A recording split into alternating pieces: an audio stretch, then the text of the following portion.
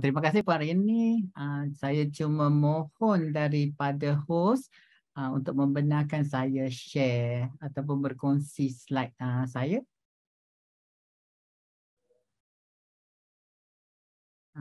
Assalamualaikum dan selamat petang.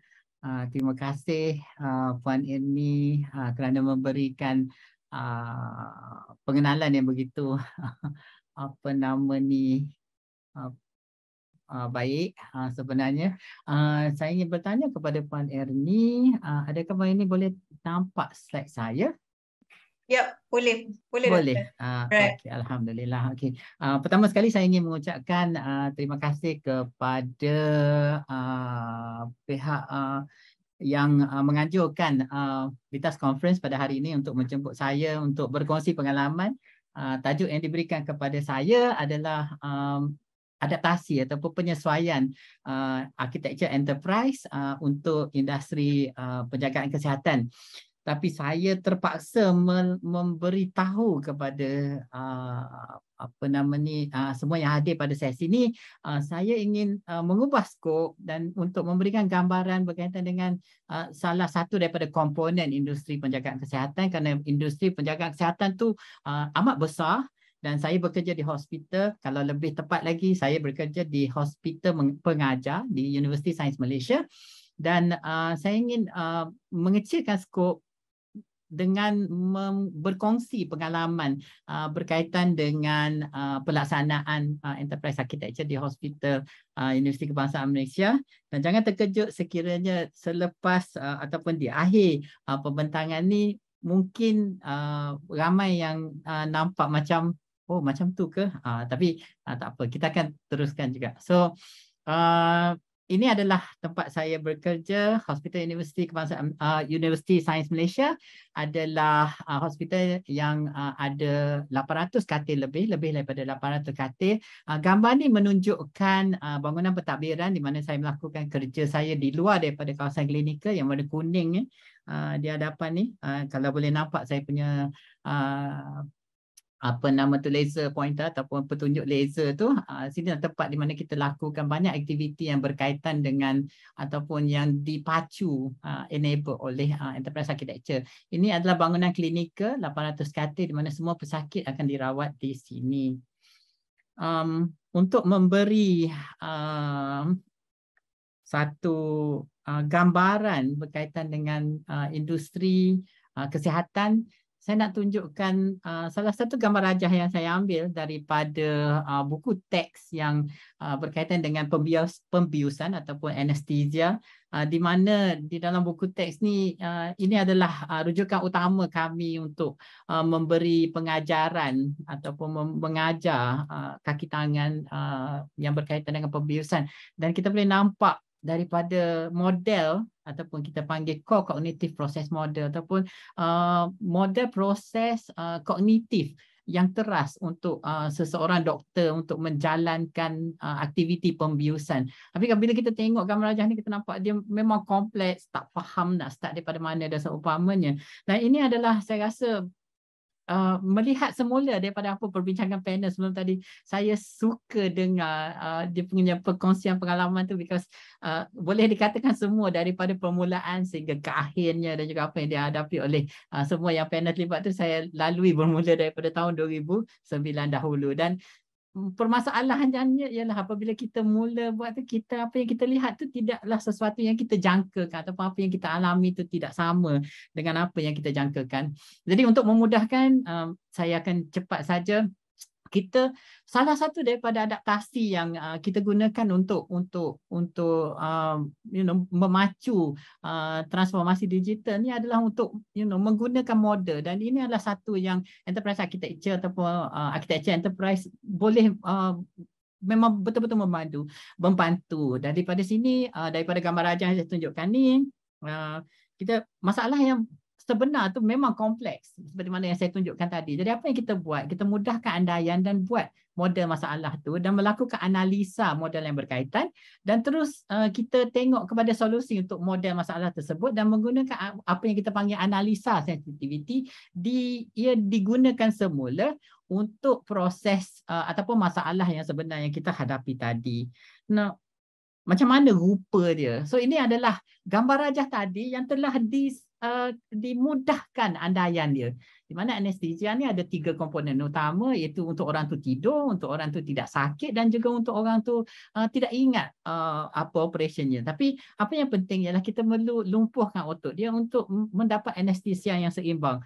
Tapi sekiranya saya cakap macam tu, mungkin semua orang tengok dah, apa tu? Tapi sekiranya kita permudahkan lagi, dan bila kita tengok dengan menggunakan seterusnya, ini adalah gambaran yang paling mudah untuk anestesia. Pesakit tu sendiri tahu yang dia mendapat sesuatu yang paling baik untuk dia mendapat semasa dia menjalani pembedahan. So saya harap ini dapat memberikan gambaran kasar cara bagaimana enterprise architecture memudahkan ataupun EA memudahkan, di mana kita menggunakan model, gambar rajah, gambar untuk menerangkan konsep yang amat payah ataupun amat kompleks. So sebagai satu pandangan keseluruhan, ini adalah apa yang ditunjukkan di dalam buku TOGAF, di mana diberikan semua komponen yang penting dalam enterprise architecture. Tapi saya nak utamakan ada 5 benda yang perlu diutamakan di sini, seperti mana yang ditulis di sebelah kiri, di mana pemegang taruh adalah penting, concern ataupun kebimbangan, apa kepentingan yang dilihat oleh pemegang taruh yang dia mesti berkait dengan sistem, dan sistem tu berada dalam satu persekitaran dan boleh dimodelkan. Dan ini adalah peranan yang paling penting untuk enterprise architecture, di mana kita mesti tengok kepada kelima-lima benda ni untuk membolehkan dia diadaptasi untuk kegunaan. Dan ini adalah amat penting keistimewaannya atau especially kepada bidang kesihatan, kerana bidang kesihatan ni adalah satu bidang yang amat kompleks dan mempunyai ramai pemegang taruh di setiap lapisan. Seterusnya, apabila kita tengok juga daripada TOGAF, saya tak akan bagi detail berkaitan dengan TOGAF 9.1, tapi saya nak beritahu yang penting di sini adalah 2 benda. Satu ialah berkenaan dengan visi bisnes dan juga pemacu serta outcome ataupun capability bisnes yang kita nak tu. Apa maksudnya capability? Nanti saya akan ceritakan kemudian. Seterusnya, saya kena cepat sikit. Just nak bagi satu, untuk memberi satu overview berkaitan dengan transformasi digital. Pada pemahaman saya, terdapat 3 komponen utama untuk melakukan transformasi digital, di mana komponen pertama adalah pemacu bisnes digital. Yang ini akan membuahkan prinsip bisnes digital, diikuti oleh reka bentuk dan juga yang akan membuahkan bisnes blueprint. Dan akhir sekali adalah berkaitan dengan penyampaian yang membuahkan pelan pelaksanaan bisnes digital. Jadi dalam adaptasi EA dalam kesihatan, kita perlu ada ketiga-tiga komponen ni untuk memberikan makna. Saya suka dalam panel tadi soalan dia, apakah outcome yang boleh nampak, mana kek tu yang kita nak makan. So kek tu tak ada. Sekarang ni bila kita buat macam ni, barulah kita ada kek dia. So kek yang pertama ialah prinsip bisnes digital tu sendiri. Kek yang kedua adalah blueprint. Dan kek yang ketiga ialah pelan pelaksanaan. Jadi bila kita letakkan ketiga-tiga kek ni, barulah ada penyampaian ataupun orang boleh nampak kek tu rupa dia macam mana. Seterusnya, bila kita tengok enterprise architecture ni, adaptasinya bukan di peringkat operasi. Ini penting kerana enterprise architecture adalah tool strategi ataupun alat yang digunakan pada peringkat strategi, dan dia melihat kepada governance. Dan bila kita tengok pada governance, enterprise architecture ni memenuhi pemacu ataupun pemboleh daya governance. Seperti mana yang kita tengok di sini.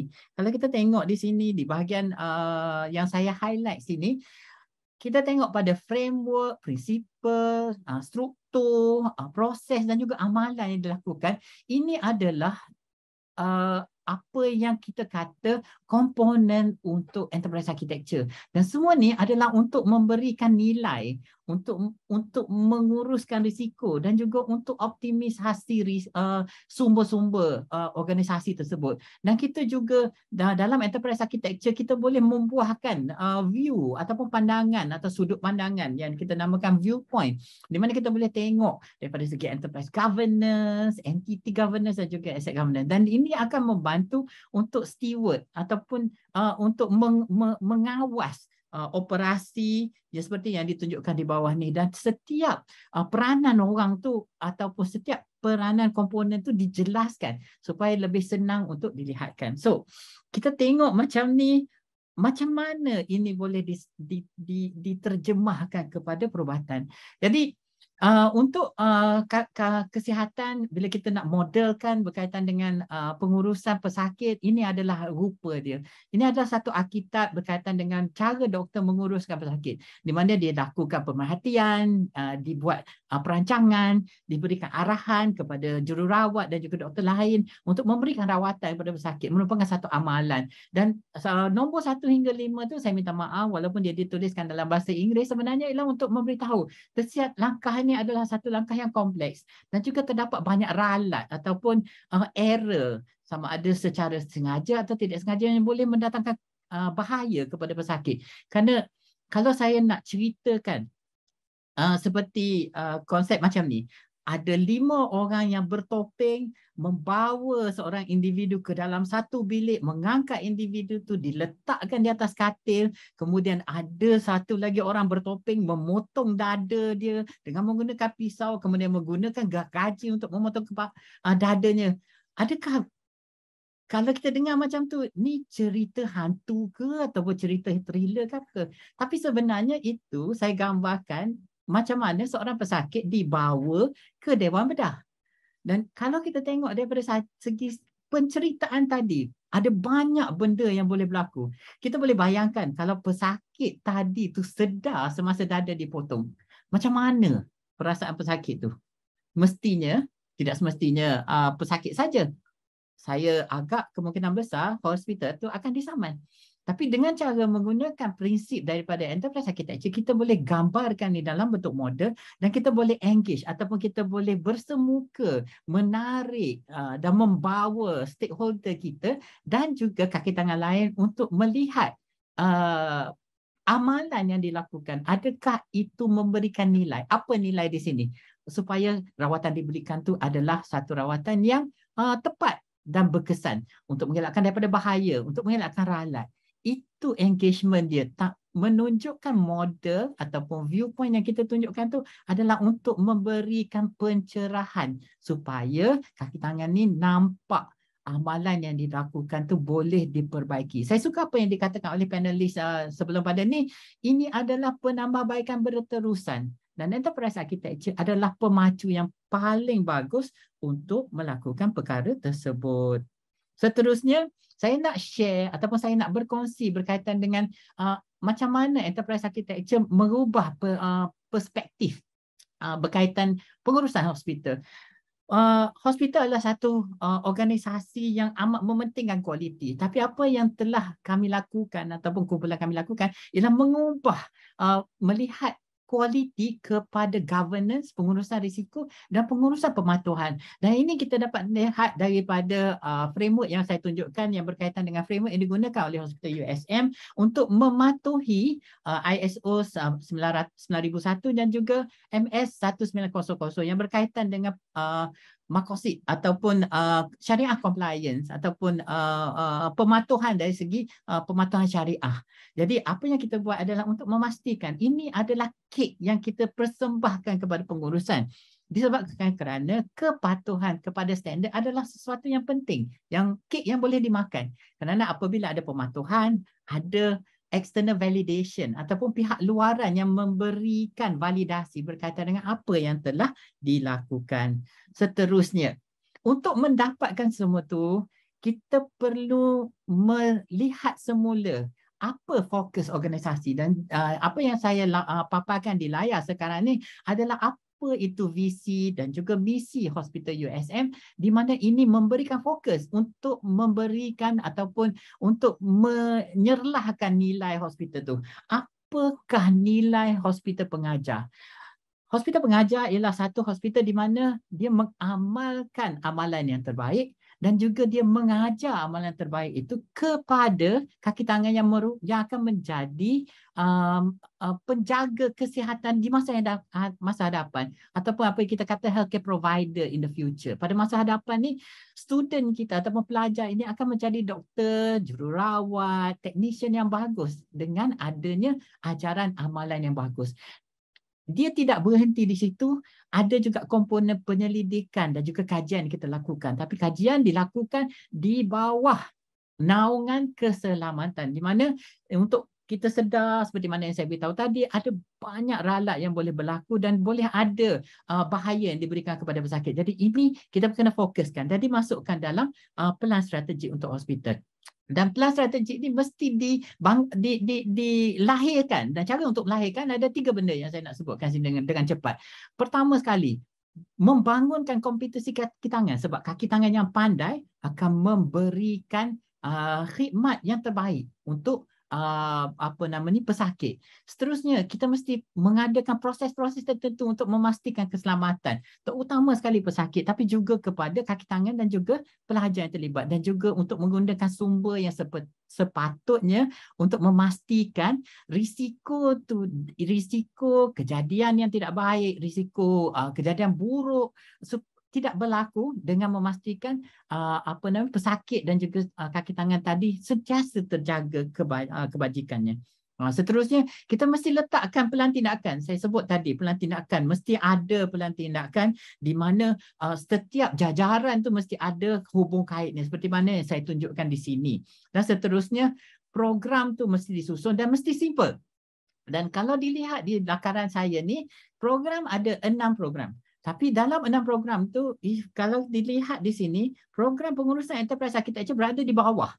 Ia tidak diserlahkan, maknanya dia tersembunyi. Tapi apa yang jelas kelihatan adalah untuk program untuk menjaga keselamatan pesakit, menjaga keselamatan kaki tangan dan juga persekitaran penjagaan kesihatan, dan juga untuk mengajar, untuk melakukan penyelidikan, termasuk dia pengurusan sumber. Jadi kalau saya ingin simpulkan, enterprise architecture sekarang ni tertanam dan dimasukkan dalam setiap program sebagai fondasi ataupun tiang seri yang akan memastikan terdapat continuous improvement ataupun penambahbaikan berterusan yang memastikan keselamatan pesakit.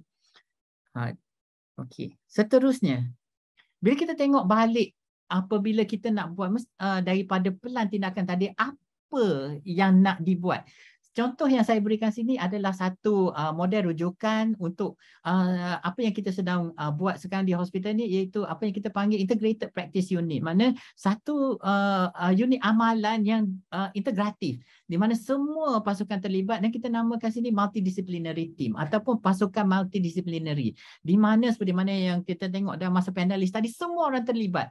Tidak saja orang IT, orang bisnes, tapi kita kata doktor, jururawat, technician, ataupun mereka yang berada dalam IT, ataupun mereka yang berada di bahagian sokongan, semua mempunyai peranan dalam menjaga pesakit.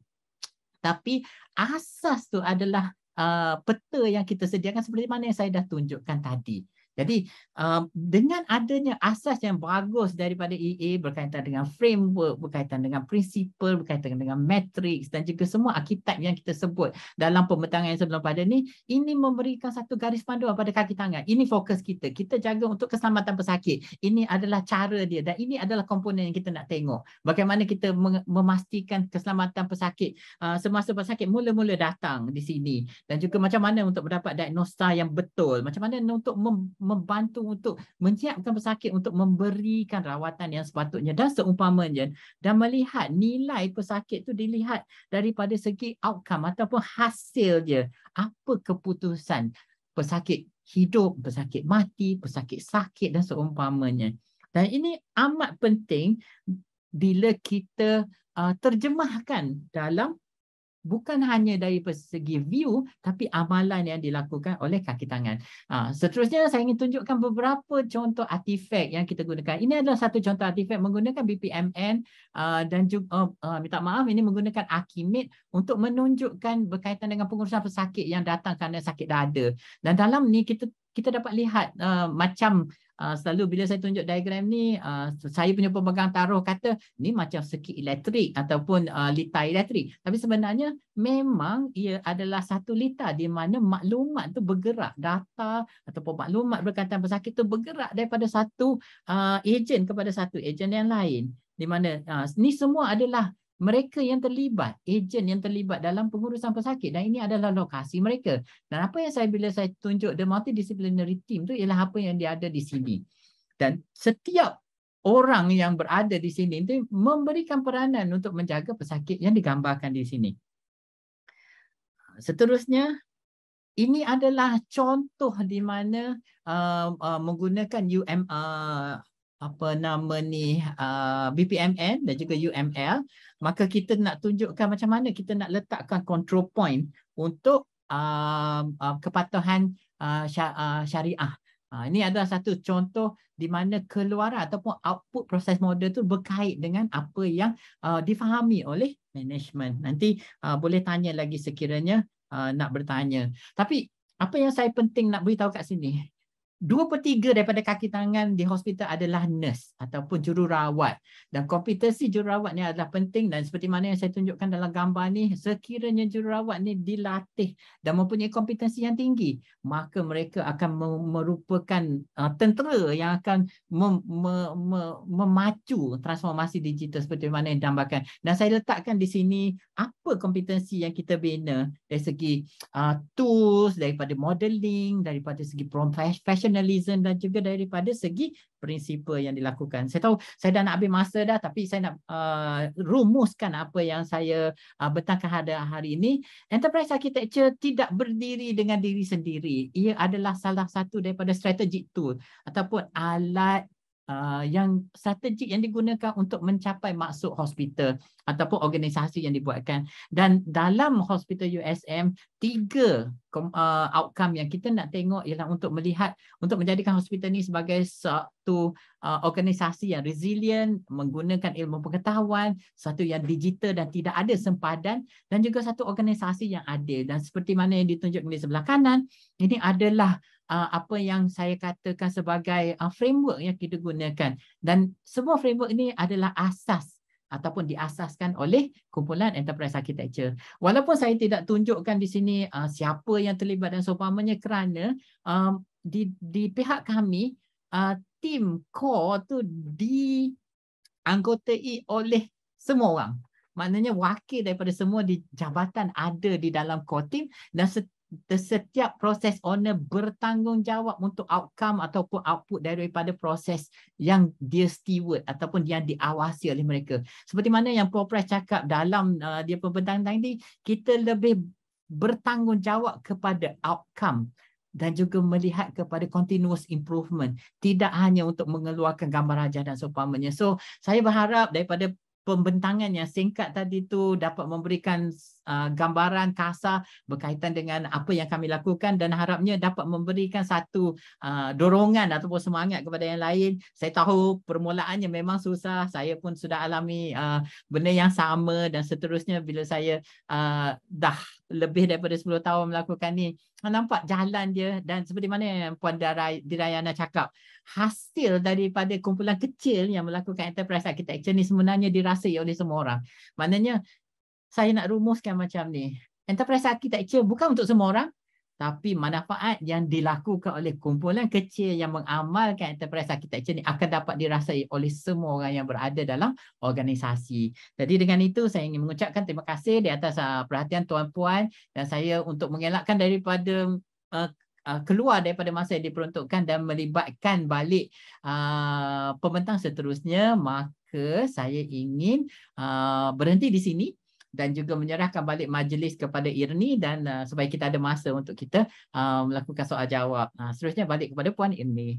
Terima kasih Puan Aini. Okey, terima kasih Dr. Arifin di atas perkongsian sebentar tadi. Ternyata melaksanakan EA di sektor ataupun industri penjagaan kesihatan ni bukan perkara yang mustahil. Ia baru sahaja dibuktikan oleh Dr. Arifin sendiri di mana pelaksanaan itu berlaku di Hospital USM sendiri. Alright, seterusnya kita buka soalan kepada para peserta.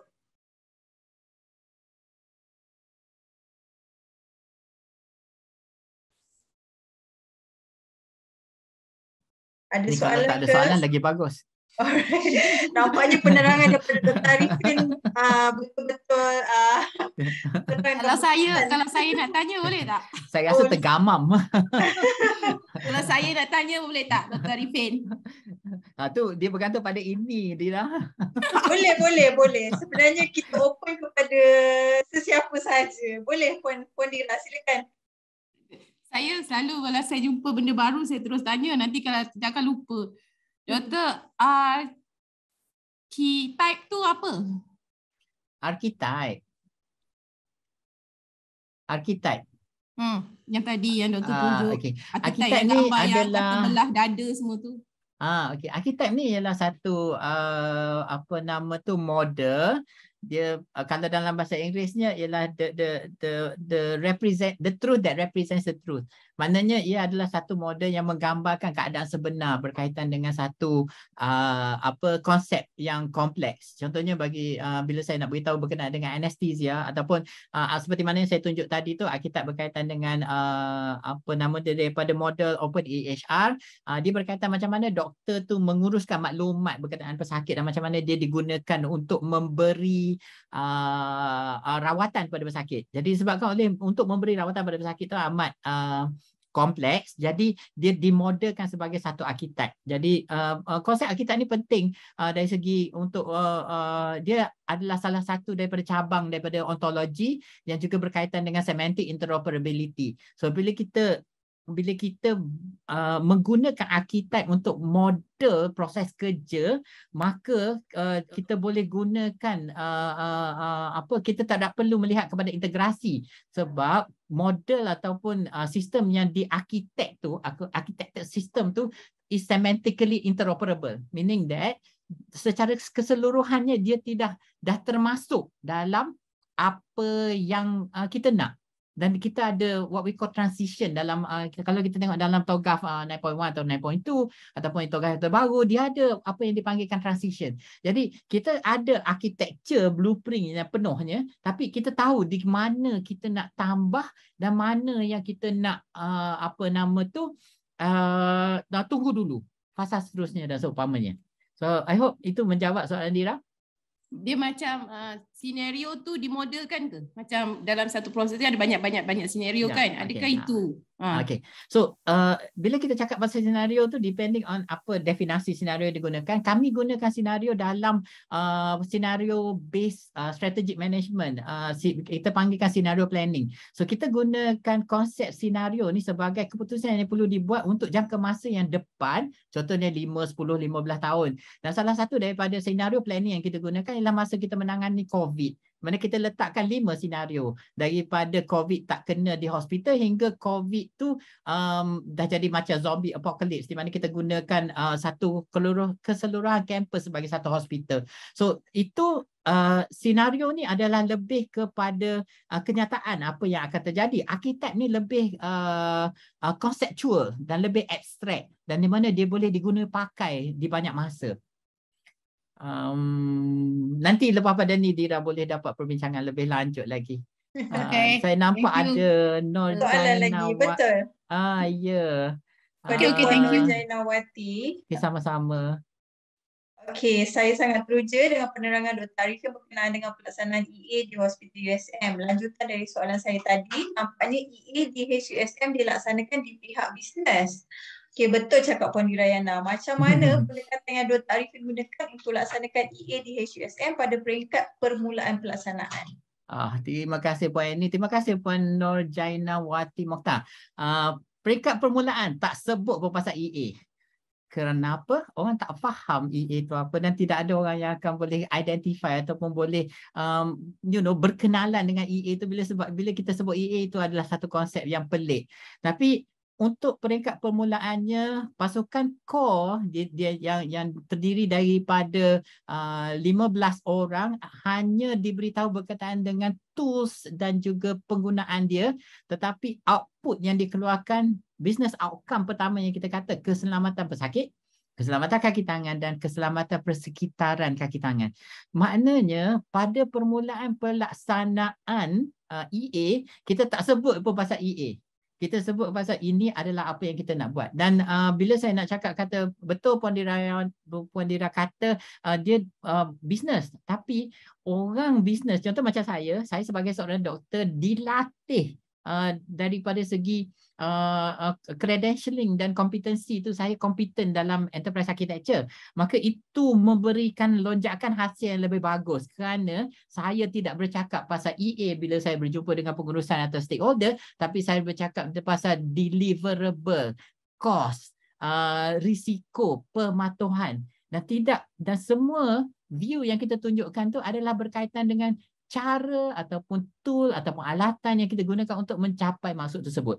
Jadi apabila kita dah mula nak membeli hospital information system dan masa kita untuk kelulusan dan seumpamanya, pembentangan tu now keluar Archimate diagram, introductory view, process view, business process view, stakeholder view, motivation view, semua tu akan dikeluarkan untuk sebagai satu pematuhan kepada MyGov EA. Ya, disebabkan oleh kerana kami sebagai badan berkanun terlibat dengan perolehan ICT Kerajaan Malaysia, maka kita perlu mematuhi MyGov EA. Tapi itu adalah soal pematuhan, bukan soal EA. So saya harap itu dapat jawab soalan daripada Puan Nur Jainawati tadi. Alright, kita ada lagi satu soalan, tapi memandangkan kita dah kesudukan masa, kalau boleh Dr. Arifin boleh jawab soalan dengan menaik tadi jawapan, boleh? Boleh. Puan Dr. Nick ni sebenarnya saya punya tim, jadi saya akan jawab terus pada dia. Alright.